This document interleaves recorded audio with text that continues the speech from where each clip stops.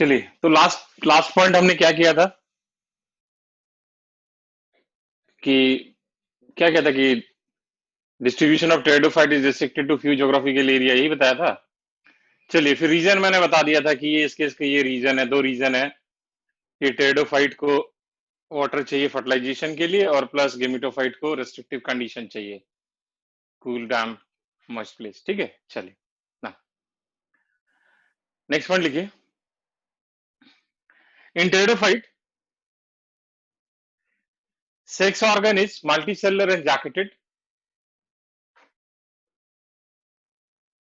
Sex organ is multicellular and jacketed. Male sex organ, male sex organ is antheridium. Male sex organ is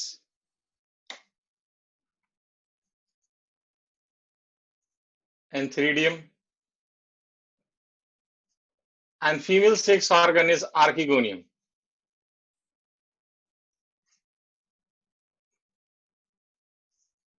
Female sex organ is archegonium.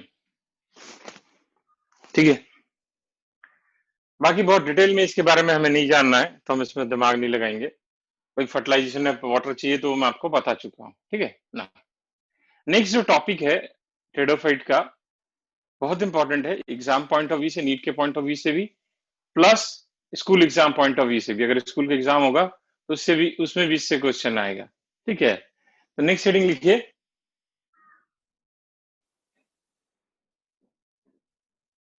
हेट्रोस्पोरिन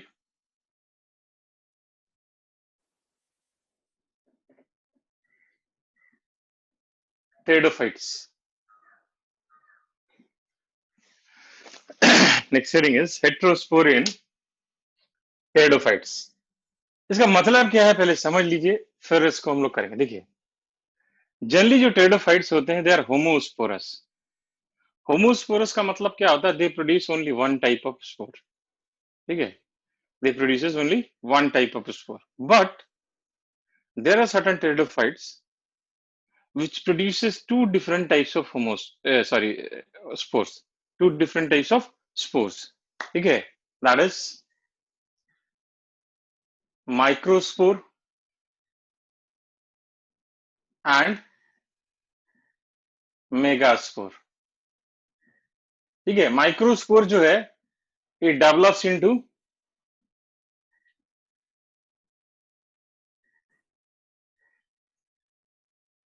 male gametophyte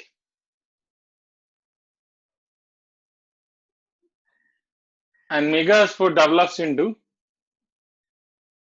female gametophyte.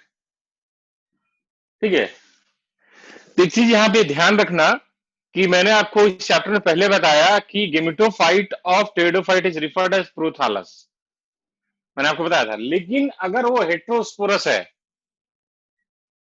तो उसको फिर हम लोग प्रोथालस नहीं कहेंगे, वहां पे अलग से मेल गेमेटोफाइट होगा और फीमेल गेमेटोफाइट होगा, क्योंकि मेल और फीमेल अलग होगा। तो this phenomenon of production of two different type of spore by a pteridophyte is referred as heterospory, as in case of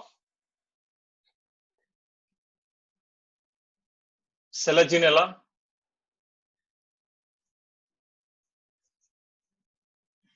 Salvinia, Isoetes, Azolla,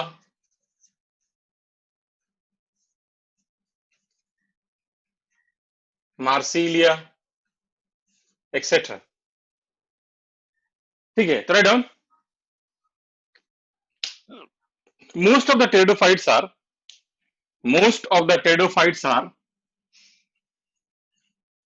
homosporous. Most of the pteridophytes are homosporous, that is they produce only one type of spore, but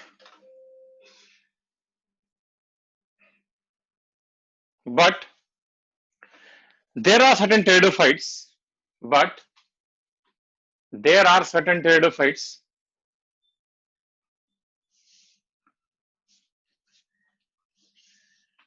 which produces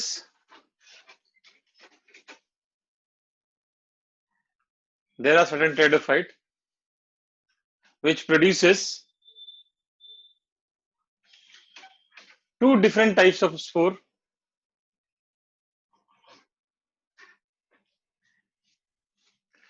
That is microspore.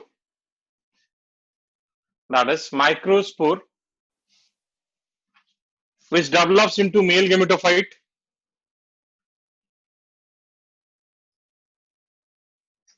Microspore, which develops into male gametophyte. and megaspore, which develops into female gametophyte. And megaspore, which develops into female gametophyte. This phenomenon of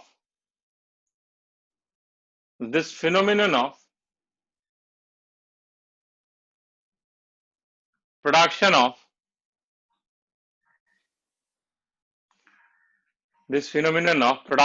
two different types of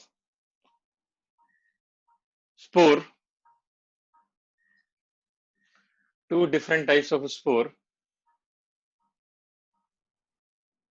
is known as heterospory.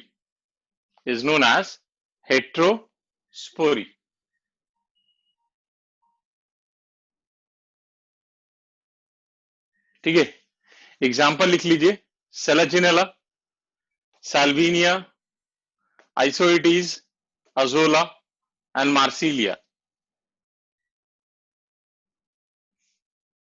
Selaginella, Salvinia, Isoetes, Azolla and Marsilia. Okay, now ये जो heterospory है, it is considered as of great evolutionary significance. माना जाता है कि इसका evolution में बहुत इंपॉर्टेंट रोल है. ठीक है, ऐसा माना जाता है कि it is precursor of seed habit. मैंने क्या कहा, हम कहते हैं कि this heterospory is precursor of seed habit. Precursor का मतलब क्या होता है? जैसे दही है वो दूध से बनता है, तो milk is precursor of curd, जिससे वो डिराइव हुआ. ठीक है, तो कहा जाता है कि जो सीड हैबिट, जो प्लांट में हम लोग प्रोडक्शन ऑफ सीड देख रहे हैं, ये कहां से डिराइव हुआ है? ये डिराइव हुआ है हेट्रोस्पोरस टेरिडोफाइट से. ऐसा क्यों कहते हैं, इसको पहले समझो. देखो, अगर कोई सीड है उसमें क्या होता है, एक इम्ब्रियो, मान लो ये पेन इम्ब्रियो है. This embryo is protected by hard seed coat. यही होता है ना, embryo is protected by hard seed coat. यहां पे क्या है, इस इम्ब्रियो को प्रोटेक्शन जो है वो परमानेंट है. ठीक है, परमानेंटली इम्ब्रियो सीड के अंदर रहता है और उसको प्रोटेक्शन मिलता है जब तक वो जर्मिनेट नहीं कर जाता. ठीक है, लेकिन हेट्रोस्पोरस टेरिडोफाइट में क्या होता है, उसको एक डायग्राम से हम लोग समझते हैं. हमें पता है कि टेरिडोफाइट में जो डोमिनेंट फेज है, इट इज स्पोरोफाइट. तो अगर मान लो कोई हेट्रोस्पोरस टेरिडोफाइट को देखें, तो ये हमारा हो गया फीमेल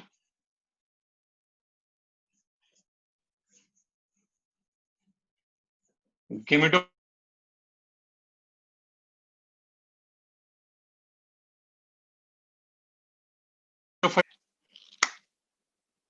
ये हो गया हमारा पैरेंट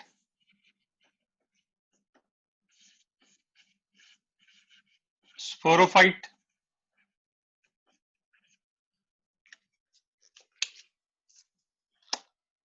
और ये हो गया हमारा जाइगोट. ये मैं एक रिप्रेजेंटेटिव डायग्राम बना के आपको समझाने की कोशिश कर रहा हूं. इन केस ऑफ हेट्रोस्पोरस टेरिडोफाइट, तो मैं क्या आपको बता रहा था कि ये पैरेंट स्पोरोफाइट है हेट्रोस्पोरस टेरिडोफाइट का, ये फीमेल गेमेटोफाइट है और ये जाइगोट है. मैंने आपको कहा कि heterospory is considered as precursor of seed habit. तो होता क्या है, in case of heterosporous pteridophyte, ये जो पैरेंट स्पोरोफाइट है, इसके अंदर female gametophyte is retained for variable duration. Permanent नहीं रहेगा इसके अंदर, वेरिएबल ड्यूरेशन के लिए रहेगा। ठीक है, किसी में कुछ समय, किसी में कुछ समय, किसी में कुछ समय के लिए। Why? In order to get protection. ठीक है, किस लिए? प्रोटेक्शन के लिए। And after fertilisation zygote is retained within the female gametophyte for variable duration. Why? In order to get protection. तो यहां पे क्या है, हेट्रोस्पोरस टेरिडोफाइट में प्रोटेक्शन तो मिल रहा है लेकिन परमानेंट प्रोटेक्शन नहीं है। ठीक है, यहां पे प्रोटेक्शन जो है वो परमानेंट नहीं है, लेकिन सीड हैबिट में क्या है, प्रोटेक्शन परमानेंट हो जाता है। मतलब यही प्रोटेक्शन जो आगे जाके परमानेंट हो जाए तो वो सीड हैबिट में कन्वर्ट हो जाता है। मैं फिर से आपको इस चीज को समझाता हूं, इसको ध्यान से समझो। मैंने क्या कहा कि जो हेट्रोस्पोरी है, it is considered as precursor of seed habit and it is of great evolutionary significance. Seed में क्या होता है कि जो इम्ब्रियो है, this embryo is protected by hard seed coat. ठीक है, और ये परमानेंट प्रोटेक्शन है। ठीक है, हेट्रोस्पोरस टेरिडोफाइट में भी प्रोटेक्शन मिलता है बट वो परमानेंट नहीं है। यहां पे क्या होता है, ये रेड वाला डिनोट कर रहा है पैरेंट स्पोरोफाइट को। तो female gametophyte is retained within the parent sporophyte for variable duration in order to get protection. Permanent retention नहीं है। And after fertilisation zygote is retained within the female gametophyte for variable duration in order to get protection. और यही protection जब permanent हो जाता है तो seed habit में कन्वर्ट हो जाता है। समझ में आया? समझ में आया? चलिए लिखिए, फिर देखते हैं, नहीं समझ में दोबारा समझा देंगे। Right on. Heterospory is of great evolutionary significance. Heterospory is of great evolutionary significance. It is considered as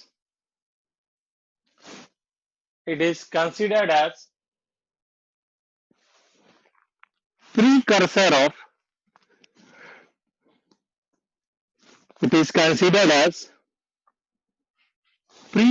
of seed habit.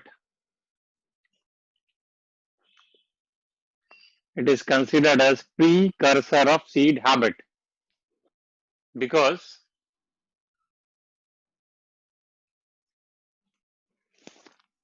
in case of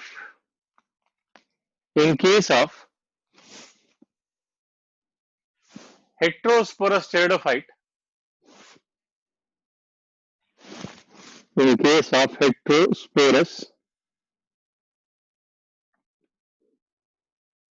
pteridophyte, female gametophyte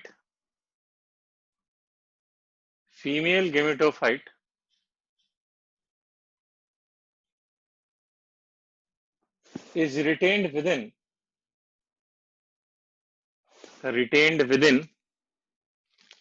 parent sporophyte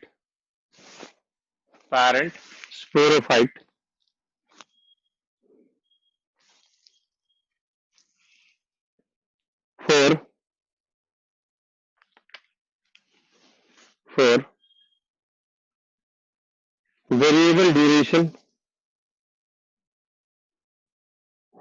variable duration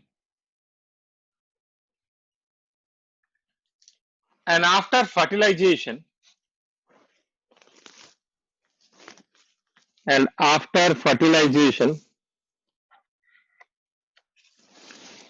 zygote is retained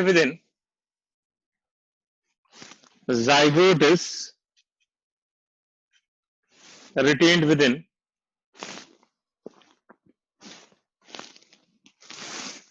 parent is within female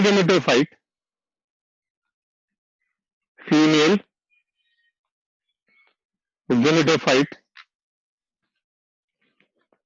for variable duration.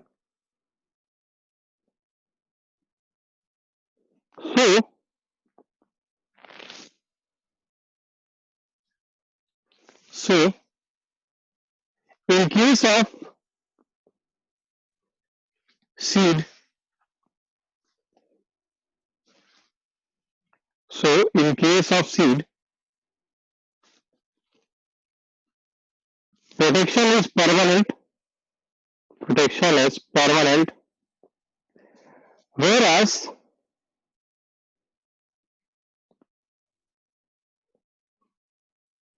in case of heterospherous pteridophyte,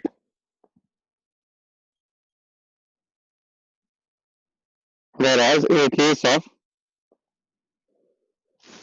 Heterosporous pteridophyte, there is protection, there is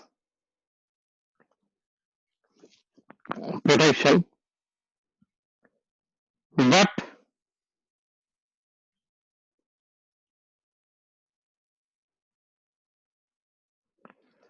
this protection is not permanent, but this protection is not permanent. and that's why And that's why heterospory, heterospory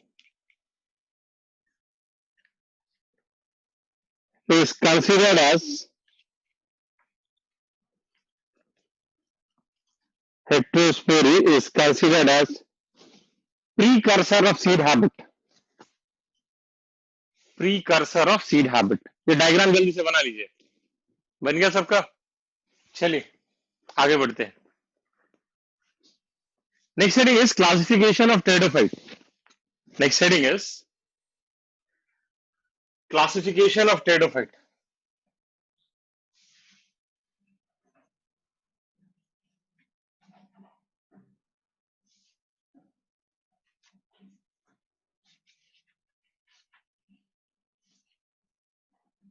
तो हम pteridophytes को 4 different classes में divide करते हैं. बहुत detail में हमें नहीं पढ़ना है, थोड़ा थोड़ा इंपॉर्टेंट जो हमारा पॉइंट है हम लोग उस पर सिर्फ ध्यान देंगे. ठीक है, तो पहले आप ऐसे फ्लो चार्ट बना लीजिएगा, फिर एक एक करके हम लोग डिस्कस कर लेंगे.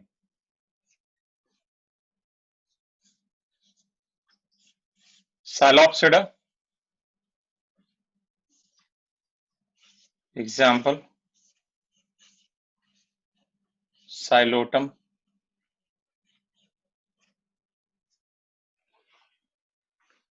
Second Lycopsida example, Lycopodium and Selaginella.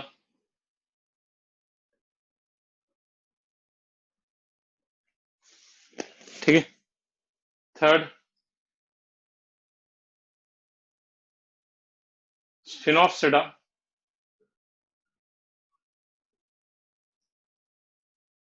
Example, Equisetum. Last Pteropsida example, Salvinia, Azolla, Marsilea, terrace,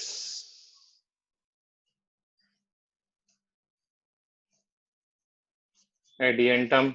बहुत सारे, इतना काफी है. जल्दी इसको बना लीजिए. बन गया.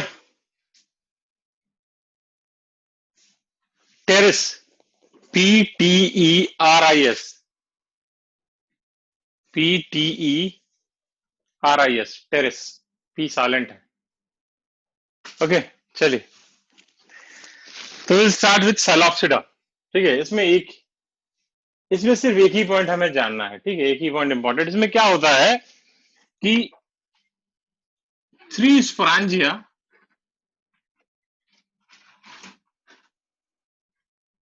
fuses to form single sporangia.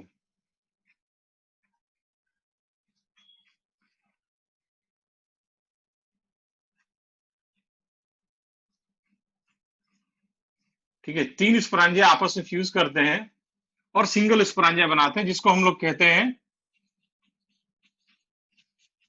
सिनेंजियम। That is referred as synangium. मतलब क्या हुआ, आपको कुछ ऐसा स्ट्रक्चर दिखेगा। ठीक है, तो 1 2 3 स्पोरेंजिया फ्यूज कर गया। ठीक है, डाउन इन साइलोटम, साइलोप्सिडा लिखिए, उसके नीचे लिखिए in Psilotum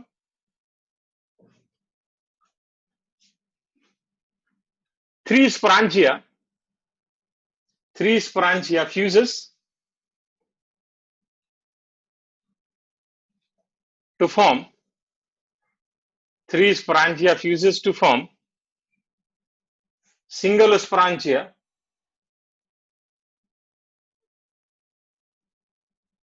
fuses to form single sporangia known as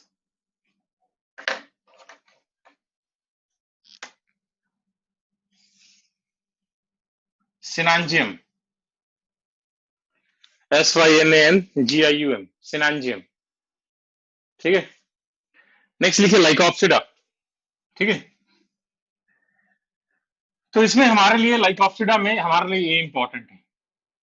ठीक है, इसके बारे में थोड़ा सा हमें पढ़ना है। लाइकोपोडियम के बारे में बहुत ज्यादा हमें नहीं पढ़ना कुछ, बस नाम लाइकोपोडियम लाइकोप्सिडा बस। Okay, write down Selaginella.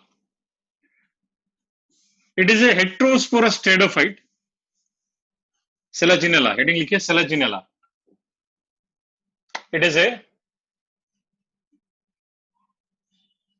heterosporous pteridophyte commonly known as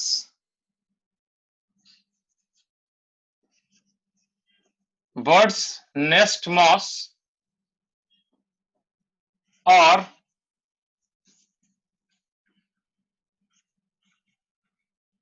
resurrection plants. A resurrection plant commonly known as bird's nest moss और resurrection plant। ठीक है, इसको बर्ड नेस्ट मॉस या रिसरेक्शन प्लांट क्यों कहते हैं, देखो इसको समझ लो, कोई पूछेगा नहीं, आपको समझने के लिए सिर्फ बता रहा हूं। ये ना अपने बॉडी से बहुत ज्यादा अमाउंट में वाटर को लूज कर सकता है।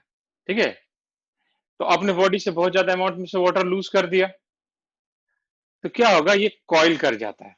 ठीक है, जब ये कॉइल करता है तो नेस्ट की तरह दिखता है, एंड दैट्स व्हाई उसमें चिड़िया अंडे भी देती है, and that's why it is referred as bird nest moss. Resurrection का मतलब क्या होता है, पुनर्जीवित होना। जैसे हिंदी फिल्म में देखते नहीं है, हीरो को गोली लग गया, ईसीजी ऐसे स्ट्रेट हो गया, फिर हीरोइन जाके सर पटकी और फिर उसका हाथ ऐसे करके हिला और वो फिर से जिंदा हो गया, सब पिक्चर हैप्पी एंडिंग हो गया, तो ही रिसरेक्ट्स। ठीक है, तो इस प्लांट के साथ भी क्या है कि आप इतना वाटर लूज कर देता है कि जब आप इसको देखोगे तो आपको देख के ये लगेगा, ठीक है, कि ये मर गया है, लेकिन जैसे इसको पानी मिलेगा ये फिर से ग्रीन हो जाएगा। इट विल रिसरेक्ट, मतलब अप टू 90-95% वाटर लूज कर सकता है अपने बॉडी से, but once it gets water it again turns green, that's why we call it resection. जैसे आपने रामायण में सुना होगा कि हनुमान जी संजीवनी बूटी लेके आए थे लक्ष्मण जी को बचाने के लिए, तो संजीवनी बूटी का ना जो कैंडिडेट है ना, इसी सेलेजिनेला का ही एक स्पीसीज है। ऐसा माना जाता है कि जो डिस्क्रिप्शन रामायण में दिया गया है लोकेशन वाइज और प्लांट का डिस्क्रिप्शन जो है वो सेलेजिनेला का ही डिस्क्रिप्शन है। तो छोड़ो वो माइथोलॉजी, उस पर हम लोग नहीं जाते। अरे वाटर लूज इसलिए करता है कि वाटर ड्राई कंडीशन आ जाता है, वाटर मर्जी से लूज नहीं करता है। जब बॉडी डिहाइड्रेट कब होता है, जब वाटर मिल नहीं रहा होता उसको, तभी तो लूज करेगा। ठीक है, इच्छा से लूज नहीं करता है, किसकी मर्जी है कि वाटर लूज करना, कि वाटर है नहीं तो ग्रेजुअली बॉडी से वाटर तो लूज होगा ही ना। चलिए ना, नेक्स्ट पॉइंट लिखिए। In Selaginella, in Selaginella leaves are small in size। in Selaginella leaves are small in size and referred as microphylls.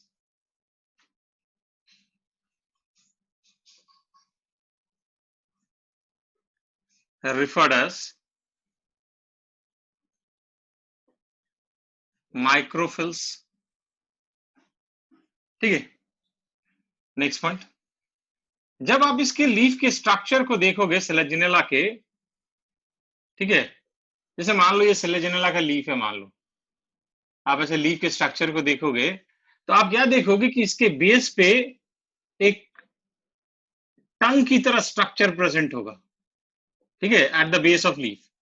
This tongue shaped structure is referred as ligule. ठीक है, इस ligule का काम क्या no, हाँ yes, क्या बोल रहे हो यार, दिख रहा है सबको? चलो, मैं क्या बता रहा था कि जब आप लीफ के बेस को देखोगे सेलेजिनेला के, तो देयर ए टंग लाइक, जीव की तरह स्ट्रक्चर प्रेजेंट होगा, that is referred as ligule, LIGULE. इस लिग्यूल का काम क्या है? It helps in keeping leaf surface moist. Leaf surface को मॉइस्ट रखने में हेल्प करता है. Right on. At the base of leaf, at the base of leaf, a tongue shaped structure, a tongue shaped structure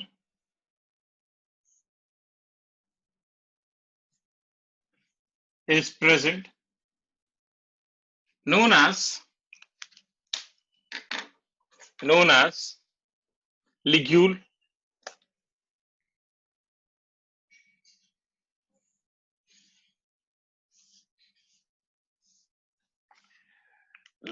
which helps in keeping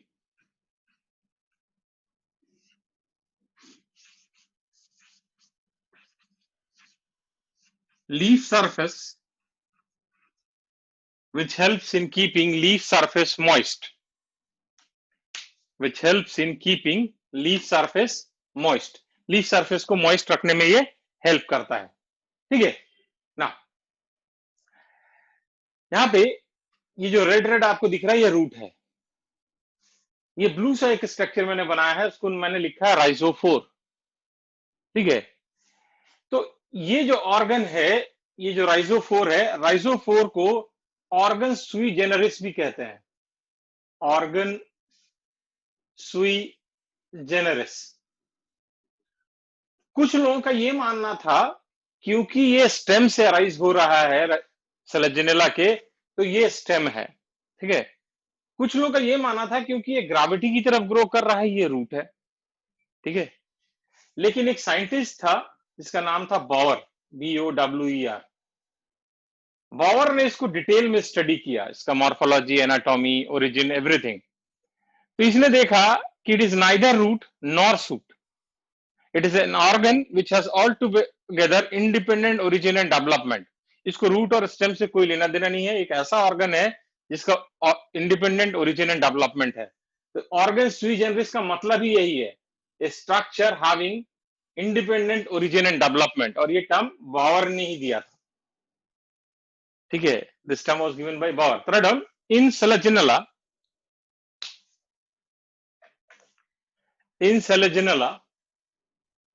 a structure known as rhizophore is present. In Selaginella, a structure known as rhizophore is present. It is also known as organ sui generis. It is also known as organ sui generis. That is a structure having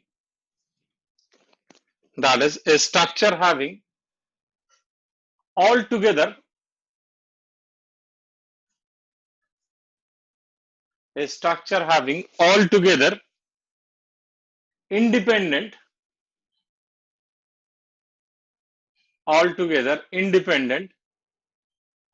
origin and development.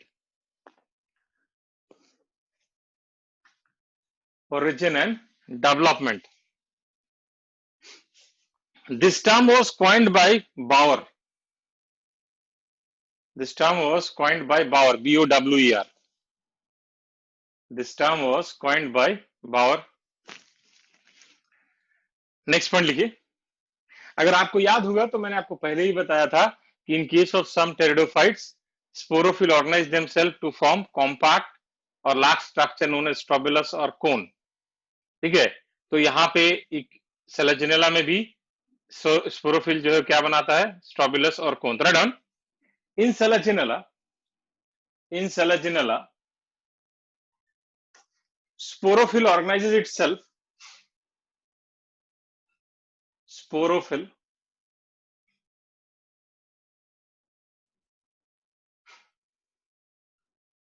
organizes itself to form strobilus or cone. To form strobilus or cone. Diagram बना लीजिए जल्दी से.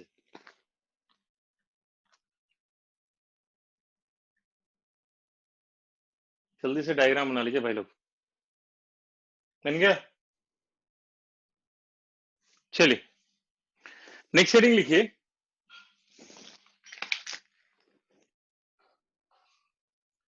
Sphenopsida. Next heading is Sphenopsida.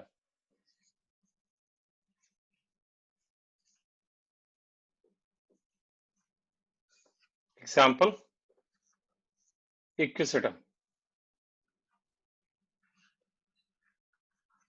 Correct? First one लिखिए. Equisetum is commonly known as horse tail, घोड़े की पूंछ. Equisetum is commonly known as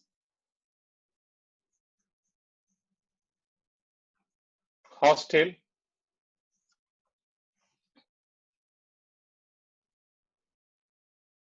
ठीक है, next point लिखिए. Plant body is divided into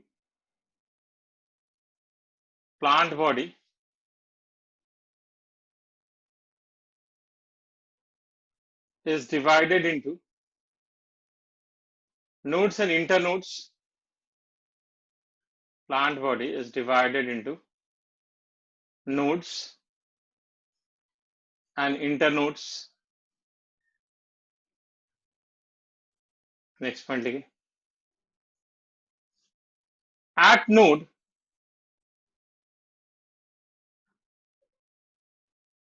branches are present. At node,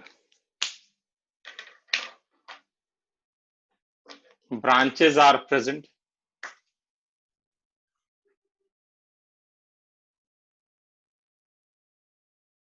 Next point लिखिए. Sporophyll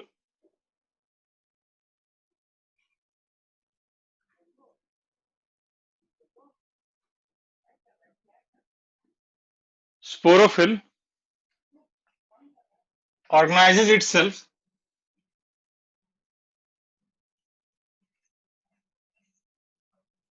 to form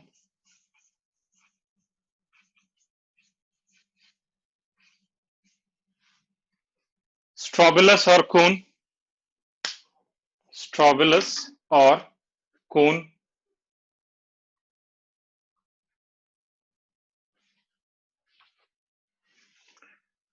At node, branches are present. ठीक है.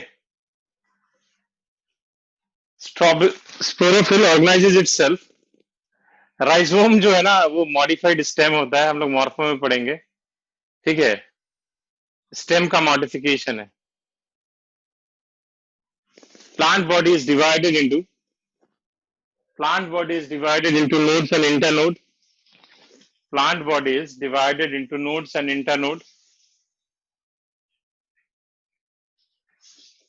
At node, branches are present. At node, branches are present.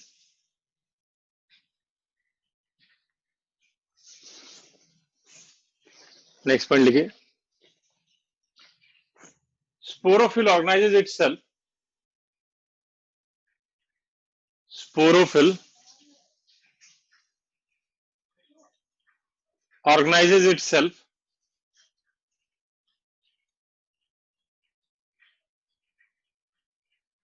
to form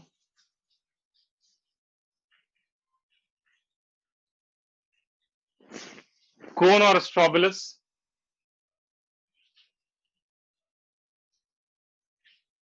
Cone or strobilus.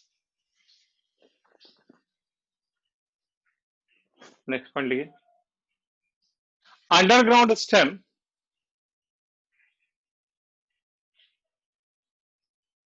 अरे वाह, कौन है Himanshu Saini? Vascular cryptogams इसलिए कहते हैं क्योंकि ये वैस्कुलर टिश्यू जाइलम फ्लोएम इसके पास होता है. क्रिप्टोगैम का मतलब नॉन फ्लावरिंग. तो ऐसा नॉन फ्लावरिंग प्लांट जिसके पास वैस्कुलर टिश्यू हो, that's why we call it vascular cryptogam. ठीक है. And underground stem is present in form of rhizome. Underground stem is present in form of rhizome. जैसे diagram बना लीजिए. फॉर्म स्ट्रोबिलस और कोन. Form strobilus और कोन. बन गया सबका? नहीं पता लास्ट पॉइंट क्या था. Underground stem is present in form of rhizome. Underground stem is present in form of rhizome. Next is Pteropsida. Next heading is Pteropsida.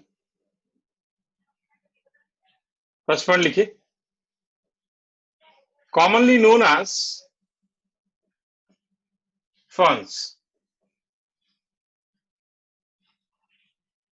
Commonly known as ferns. F-E-R-N-S. ठीक है. जब आप ferns को देखोगे, ठीक है, तो what you will observe in now, तो commonly known as fern. जब आप देखोगे ferns को, तो what you will observe in case of fern, stem is underground. Stem जो होता है वो underground होता है. And aerial only in case of tree fern, Scythia. Write down. In case of fern,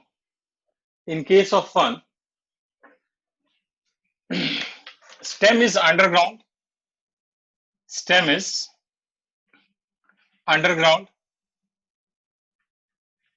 except in case of tree fern.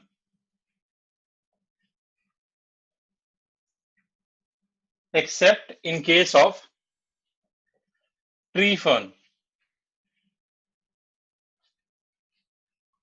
Scythia, C-Y-T-H-E-A. Scythia, where stem is aerial. Where stem is aerial. ठीक है. यहीं तक रखते हैं आज, ताकि next class में करेंगे. ठीक है. खाना खाइए, मैं भी खाना खाता हूँ. Thank you.